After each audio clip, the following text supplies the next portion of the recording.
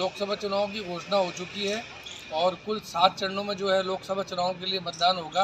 राजस्थान में भी जो है 2 चरणों में मतदान होगा और पाली लोकसभा की हम बात करते हैं द्वितीय चरण में 26 अप्रैल को मतदान किया जाएगा।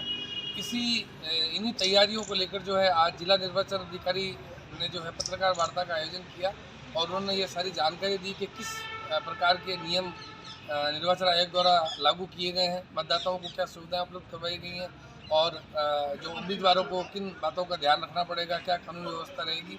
तो हम चलते हैं जिला निर्वाचन अधिकारी के पास।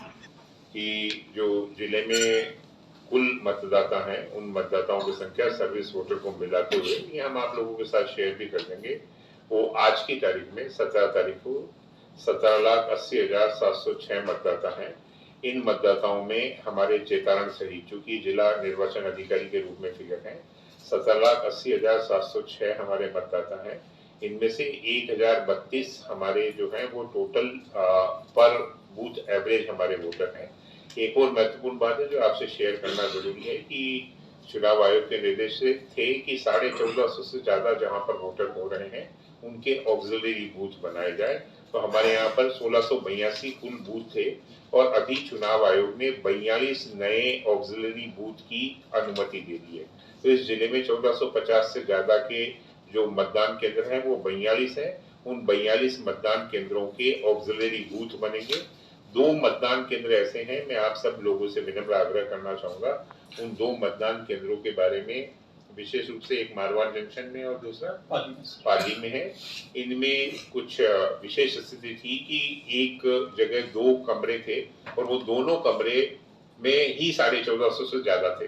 तो हमारे पास एक विकल्प था कि उनके हरेक के अलग बाहर कमरे बनाए, दूसरे ऑक्सिलरी करें, या उनको दोनों को मिला करके एक मेन और एक ऑक्सिलरी कर दें और पूरे बूथ को दूसरी जगह शिफ्ट कर दें। तो हमने दूसरा विकल्प ज्यादा उचित समझा कि एक के यहाँ पर वोट दें और दूसरी जगह फिर दोबारा वोट देने जाए, फिर इसके भी लोग दूसरी जगह वोट देने जाए।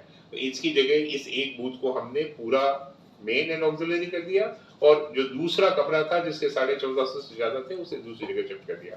तो इनका व्यापक प्रचार प्रसार करेंगे, इनकी नई मतदाता सूची बनेगी। अर्थात इस जिले में कुल मिलाकर के 1682 प्लस 42 अर्थात 1724 कुल बूथ आज की तारीख में हमारे पास है, जिनमें 1450 से कम ही मतदाता है। मोटे रूप से आप सब लोगों को जानकर के खुशी होगी इस जिले ने जिस प्रकार से काम किया था, जो जनगणना के आंकड़े हैं उसके हिसाब से हमारे यहाँ कुल मतदाताओं का 699 18 वर्ष से अधिक के आयु के लोग होकर के मतदाता होने चाहिए थे। उसकी जगह हमारे यहाँ पर अभी ये फिगर 706 का है। अर्थात जितने मतदाता जनगणना के अनुपात में होने चाहिए थे उतने से अधिक ही मतदाता हमारे पास में है। इसी तरीके से जो लिंगानुपात है अर्थात महिलाओं की संख्या वो जनगणना के अनुसार 928 होनी चाहिए थी, हमारे यहाँ पर 931 है। इसी तरीके से जो युवा मतदाता हैं जिनकी आयु 18 से 19 वर्ष है वो कुल मतदाता 48,379 मतदाता है। इन नए मतदाताओं को मतदान केंद्र पर लाना और उनसे मतदान करवाना, चूंकि आगे आने वाले समय के यही लोग हैं जिनके देश में बागडोर जिनके हाथ में रहेगी, या ये महत्वपूर्ण मतदाता वर्ग है जो पहली बार वोट देगा। तो उनके लिए ELC जो हमारे इलेक्टोरल लिटरेसी क्लब है, स्कूलों में जो क्लब बने हुए हैं उन सबके माध्यम से इनको भी हम लोग प्रेरित करेंगे। आपको जैसा ADM साहब ने भी बताया कि पिछली बार जिनको होम वोटिंग की सुविधा थी वो 80 वर्ष वाले लोग थे, इस बार 85 से ज्यादा वाले लोगों की संख्या है। तो 85 से ज्यादा वाले इस जिले में कुल 23,217 मतदाता हैं। ये सूचना भी हम आपके साथ में व्हाट्सएप ग्रुप पे PRO साहब को मैं कॉपी दे दूंगा, आपके साथ शेयर कर देंगे। सिर्फ जानकारी के लिए मैं बता रहा हूँ। हमारे पास 80 प्लस के जो मतदाता हैं वो 52,391 है और 85 प्लस के जो है वो 23,237 है। इसी तरीके से जो जिनकी मतदाता सूची में दिव्यांगजनों की फ्लैगिंग हुई है वो 23,402 है। इस तरीके से ये एक इशू है। एक और ADM साहब आगे कंट्रीब्यूट करेंगे। हम चाहते हैं कि हम लोग साथ में संवाद करें, सिर्फ एक तरफा बात होने की जगह। मोटे रूप से इस जिले में जो बड़ी इशू है जिसके संदर्भ में आपके भी सपोर्ट की आवश्यकता रहेगी, वो संभवतः जिले में वोटिंग का परसेंटेज जो है वो अन्य राजस्थान में बहुत कम परसेंटेज रहा है पिछले लोकसभा चुनाव में, और उसके प्रमुख कारणों में से सामान्यतः जब भी सबसे बात करते हैं तो मोटा जो कारण उभर करके आता है वो प्रवासियों का बाहर जाना होता है।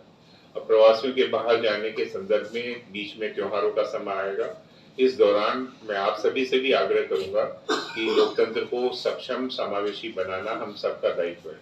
हमारे साथ साथ आप भी चौथा स्तंभ है, तो मेरा आपसे विनम्र आग्रह ये रहेगा कि जब कभी भी आपके कांटेक्ट में कोई आए या आपके संसाधनों से भी प्रवासी भी जितने लोग यहाँ पर आ रहे हो त्योहार के समय या अन्यथा भी उनके व्हाट्सएप ग्रुप बना करके अन्य प्रकार से हम हमारे माध्यमों से भी पूरा प्रयास करेंगे कि वो मतदान में भाग ले। लेकिन आप सबसे भी आग्रह है कि इस दौरान आप जितनी हमारी इन लोगों को, आप लोगों की कलम में बहुत ताकत है और या आप लोगों की वाणी में बहुत ताकत है, तो इन लोगों को लोकतंत्र में भागीदारी के लिए आपकी तरफ से भी प्रेरित करें।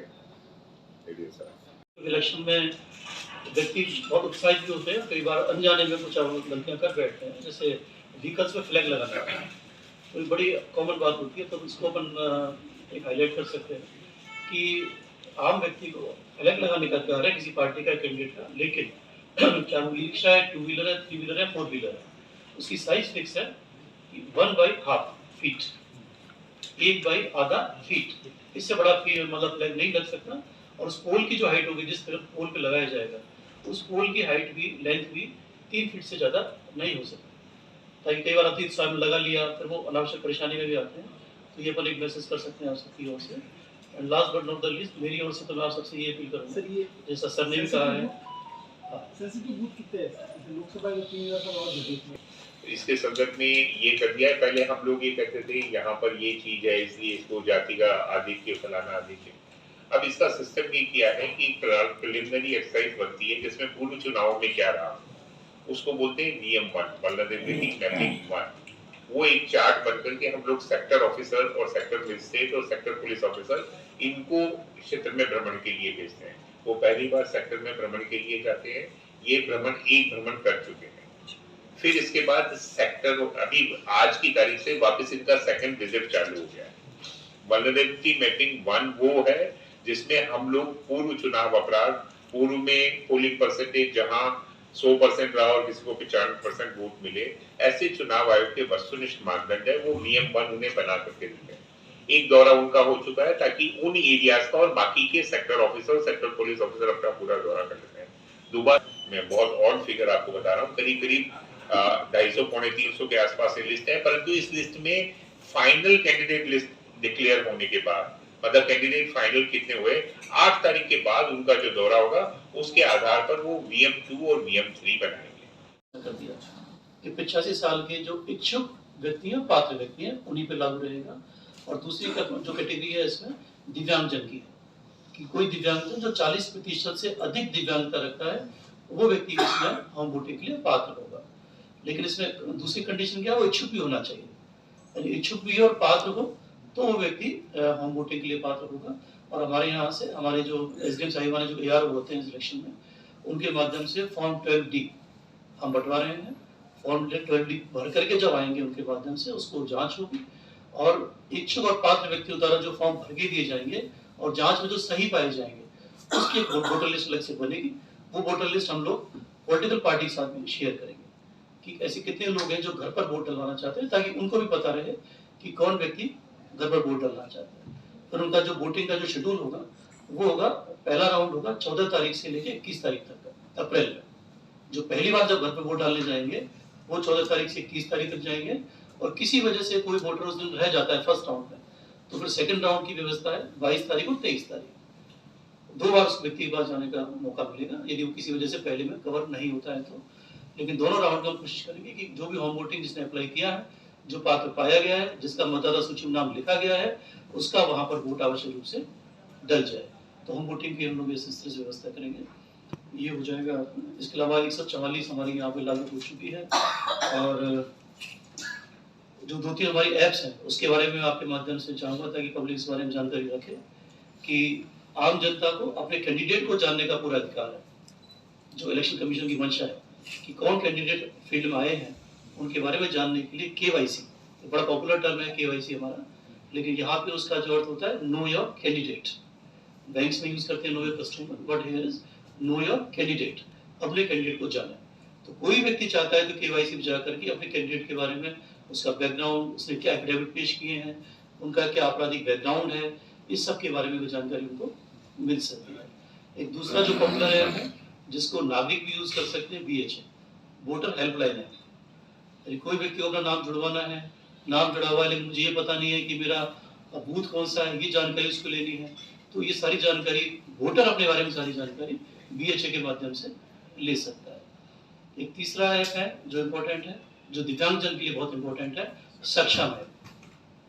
यानी इलेक्शन डिपार्टमेंट सक्षम बनाना चाहता है उनको, वो किसी पर डिपेंडेंट नहीं है, वो घर बैठ करके अपनी पूरी जानकारी ले सकते हैं कि उनको क्या क्या सुविधाएं मिलेगी, व्हील चेयर है कि नहीं, वहाँ पे होम वोटिंग का क्या प्रोसीजर है, ये सारी जानकारी उस दिव्यांग मतदाता को सक्षम ऐप के माध्यम से मिलेगी। तो मैं चाहूँगा इन 3 ऐप के बारे में भी आप हाईलाइट करें ताकि अधिकतम लोग इनके बारे में परिचित हो सकें। कंट्रोल रूम, हमारे डिस्ट्रिक्ट लेवल पे इंटीग्रेटेड कंट्रोल रूम पिछली बार भी आप सबने विजिट किया था सर, पिछली बार भी प्रेस कॉन्फ्रेंस के बाद इनको विजिट कराया गया था सर, आप सबने देखा ही था।